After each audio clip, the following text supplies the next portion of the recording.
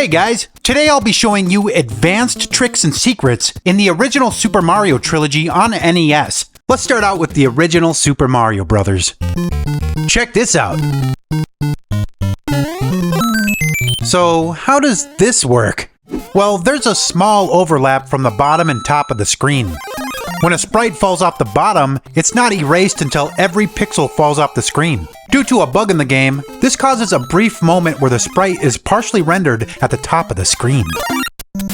Did you know it's possible to die twice in this game? It's a very strange but interesting glitch you can do if you're able to get a Hammer Brother to hit you twice before you respawn. To do this, after you get killed by a hammer, pause and unpause the game repeatedly about 3 or 4 times. This causes a delay in respawning Mario and allows the Hammer Brothers to throw a couple more hammers at you. Very productive. Check this out. That's a Goomba, right? Nope, it's a Koopa. This is an interesting glitch you can use to transform enemies into turtles. You need to find a spot with enemies walking on top of the blocks, and then scroll the screen to where there is at least 3 consecutive blocks on the left side of the screen. Hit them underneath to turn them into turtles. No tricks here, these are real Koopas. On any of the Bowser stages, if you time it out to where you touch both the axe and Bowser simultaneously, you can actually die and beat the stage at the same time. You don't actually lose a life, so you'll pass the stage no matter what. This even works on the final stage where you rescue Peach. In World 6-3, about halfway through the stage, right after the 2 scale lifts, you'll run across this mushroom platform. Strange things happen here. If you jump on a bullet bill while it's traveling over this platform, it'll freeze in the air, slowly moving downwards, leaving a trail of what appears to be a scale lift string behind it. Now that's weird. Did you know if you wait long enough, the Hammer Brothers will come at you? The way this works is that they have an internal timer. So after about 100 seconds in-game time, or 50 seconds real time, they'll start moving towards you. After you get hit by an enemy, you'll have a brief moment where you'll be flashing, and everyone knows that this means you're invincible. But did you know if you step inside of an enemy while you're flashing, when it wears off, you still won't get hurt? So if you've ever wanted to hang out with a Goomba, here's your chance. Here's an interesting bug that slipped by the original Super Mario developers. What? I'll explain. In Bowser's Castle, right after the Flying Cheep Cheep area, you'll have to swim through a water area. At the beginning of this area, you'll enter through a pipe, and there's actually a piranha plant that spawns in this pipe, behind the water. Unfortunately, since it wasn't supposed to be there, it was overlooked.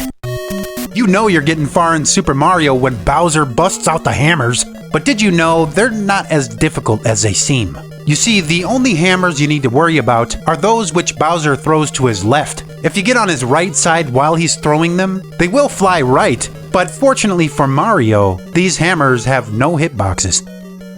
A quick way to get to the top of the screen is by using a little glitch people call brick climbing. In order to brick climb, you've got to leave a little gap between the left side of the screen and a wall. Position yourself at the left side of the screen, and you'll be able to jump up the wall. Be careful where you climb though, or you might end up in a bad situation. Usually when you fight Bowser, the typical strategy is to try to get past him and hit the axe to cut the bridge and finish him off. But a nice Easter egg included by Nintendo happens when you finish him off using fireballs. That's a fake Bowser in the wrong castle. When Bowser's defeated with fireballs, he transforms into a completely different enemy. At first, players thought this was a glitch. However, later on, someone discovered a data table in the game's ROM, specifically meant for choosing Bowser's graphic when he's defeated by fireballs, meaning this was an intentional Easter egg. Have you ever hit one of those invisible 1-ups and wondered why sometimes they were there and sometimes they weren't? Well, it turns out there's a trick to it. In order for it to show up, you have to either warp to the stage, or alternatively, collect all the coins on the 3rd stage of the previous world, and finish the stage without dying. So if I wanted to collect the 1-up on World 4-1, I'd either have to warp there, or I'd have to collect every coin on World 3-3. The first stage of every world has an invisible 1-up, so make sure to collect those coins. Now let's check out the secrets of Super Mario 2. In any climbing area of the game, if you hold both up and down at the same time, you'll climb at super speed. This wasn't possible to do using the original NES controller, as the D-pad was designed to rock back and forth, allowing you to only push either up or down at one time.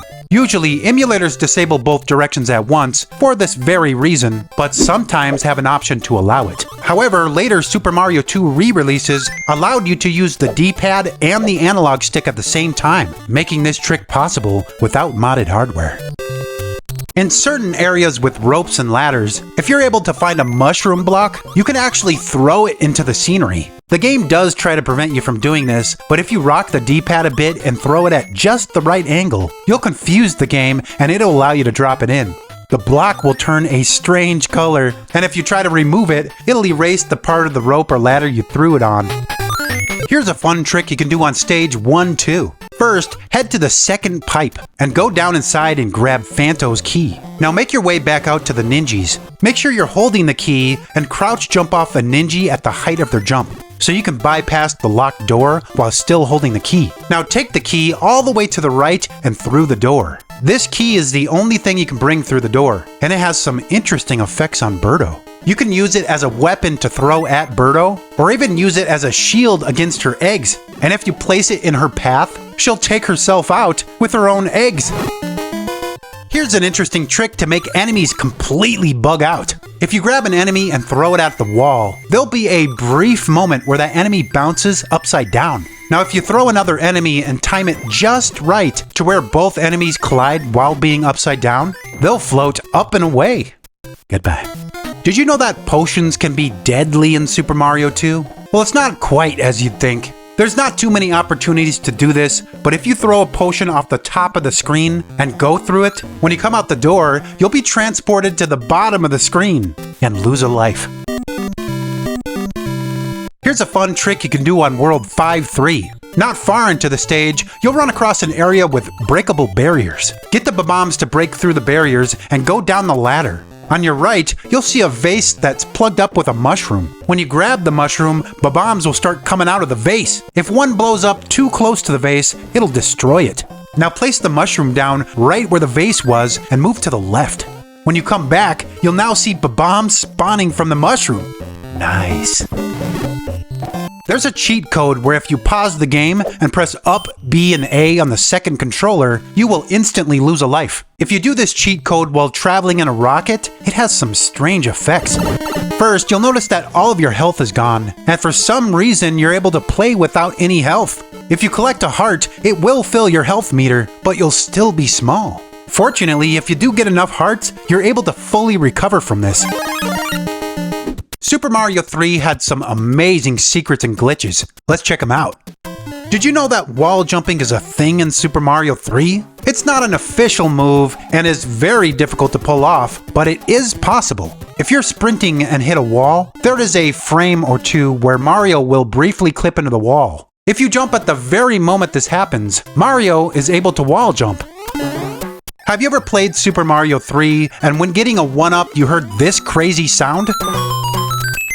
Chances are you haven't, if not intentionally trying to do this trick. The way to trigger this extended 1-up theme is to swing Raccoon Mario's tail at the very moment you pick up a 1-up mushroom. I would highly recommend a turbo controller for this trick, as you have to swing your tail at exactly 1/12 of a second after you collect the 1-up. Here's a fun trick you can do with Goomba's shoe. Enter World 5-3 with a raccoon tail. At the beginning of the stage, you'll see a Spiny walking around. Hit him with your tail and grab him. Now quickly run to the left and grab the Goomba's shoe. If you're able to get the shoe while holding the Spiny shell, the game will glitch and Mario starts hopping around wearing some crazy pants.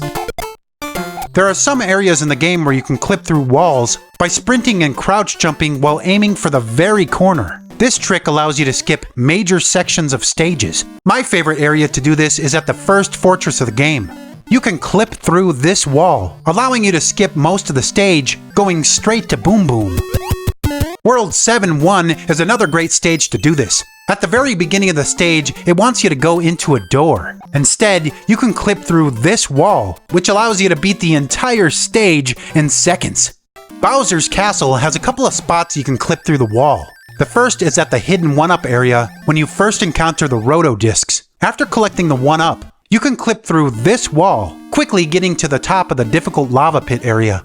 The second area is right after your second encounter with the Bowser statues. Right after the statues, fill your power meter and fly full speed to these donut lifts, quickly stopping to crouch so you can squeeze into the crevice above the Bowser statue. You'll clip through the wall, sending you to the alternative path to take on Bowser. Remember how cool that was when you got a star and Mario would flip all over like a ninja? Well, here's a fun glitch you can do with the ninja flips. Activate a star in your inventory and head into World 610. Sprint through the level as fast as you can until you get to the big wall. Right there, you'll see an ice block. Grab it and hit the block on top of it to spawn this vine. Now jump and grab the vine. When your star wears off, you'll still be flipping. An easier place to do this is in World 3-8. You need to start the stage with both a raccoon suit and a star. Now run up to the first block you see and hit it with your tail. Grab the vine, and you'll be flipping all day. Do you remember the enemy called Buster Beetle? You know, the guy who grabs ice blocks and throws them at you? If you grab an ice block at the very same time as Buster does, you will both end up getting one. It's almost like a magic trick. Presto! This one requires some incredible timing, but hey, it's always good to share. Here's a fun trick you can do to send Boom Boom to the moon. You'll want to battle one of the later Boom Booms who can fly. First, hit him once to make him real mad. Then, once he starts flying, head to the very top of the screen. After a few seconds, Boom Boom will lunge at you, and if you're above him, he'll fly up off the top of the screen. Now, sometimes he'll come back for you, but other times he's straight up gone. Bye-bye, Boom Boom. The pipes in Super Mario 3 are kind of broken. By crouch jumping at the corner of the pipe, you can hit it just right to where you'll go down the pipe in a very untraditional way. Now, some pipes act like normal, but sometimes Mario will get stuck in the pipe and vanish forever. You can move the camera around, but unfortunately, Mario never returns. In World 3-9, you'll run across this white platform. First, go a little to the right and break down this wall. Now back on the white platform, hold down for a couple of seconds and you'll fall behind the scenery. Quickly run to the right and go down the pipe. And you'll end up behind the water. This is cool because enemies can't hurt you while you're behind here. It's a very easy way to get past the stage. There is a very strange glitch on World 3-9. At the beginning of the stage, you'll run across this brick area with a Paragoomba jumping around. Now there's a hidden mushroom here that after you release it, if you hit it from underneath, you'll take out the Paragoomba. How weird is that? It's like it just faints. In World 5-7, you start off in the clouds, but you'll find an area where you go down to the ground through a pipe. At the end of the ground area, you'll run across a white platform, the kind you can duck on and fall behind the scenery. As soon as this happens, make your way up the blocks and through the pipe at the top. If you're quick enough, you'll wind up behind the scenery in the sky. Or sort of. The clouds are behind you, but the sky is in front of you. Seems kinda backwards. It never wears off, and you can't be harmed by any of the bad guys anymore, making this a very peculiar glitch. Did you know that Super Mario 3 has a debug mode? The developers tried to strip it out of the game, so you'll need to use the Game Genie code KKZSPIU to enable it. This lets you start with every item in the game, and at the title screen, you can pick which world you want to start on. You can also hit A to keep adding 5 extra lives to your game, and even hit A, B, and down on the second controller to warp directly to the princess. But the most interesting part of debug mode is that you can hit select at any time to cycle through Mario's power-ups. What's more is that you can hit A, B, and select to instantly acquire the Goomba's shoe. Though some stages it's not meant to be there, so it does look a little wacky. If you enjoyed this video, please leave a like on it. It really helps out my channel. If you want another video that's every bit as interesting as this one, you'll definitely want to check out this video where I went over all the must-know tricks of the original Super Mario trilogy on NES. But that's it for now. Let me know what your favorite trick was in the comments below. Thanks for your time today, guys. Goodbye.